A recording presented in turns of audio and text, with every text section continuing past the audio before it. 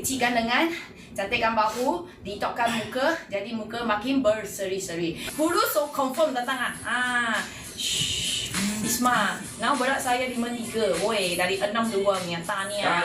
Macam ni 50 lebih sudah cantik ya. Yang fokus, yang kita nak fokus punya bukan turun berat badan sampai 45, 43 tak mau. Kita mau 50 lebih is okay. Tapi badan yang tak sakit, badan yang kecil, badan yang padat, badan yang seksi ya.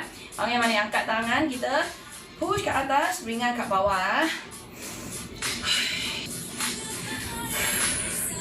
First day ikut, lengur semua badan tapi best, betul. So untuk kawan-kawan kat sini, mula-mula buat minggu pertama, lengur-lengur, penat-penat, sendawa, letih, menguap, sakit sini sana, itu normal seminggu je normally. Okay, minggu kedua, sakit-sakit lengur-lengur akan semakin kurang. Minggu ketiga dah boleh terbang semakin baiklah yuk. So sabar untuk minggu pertama, okay? So sakit biar tempat pergi urut-urut. Okay, urut-urut sebelum tidur. Nanti besok sambung macam tu Push ke atas, ringan kat bawah. Perut sentiasa kemut.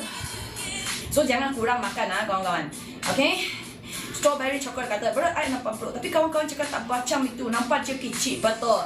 Kadang-kadang tulang kita punya semua orang tak sama lah. Ada orang dia lebih berat sebabkan tulang, ada yang badan dia berbesar. Yang penting badan kita tak mengelebek. Siapa kat sini check you biar badan tengok ada tak you mengelebek. Kalau tidak, cepat-cepat letak berjaya. Kalau masih, letak usaha.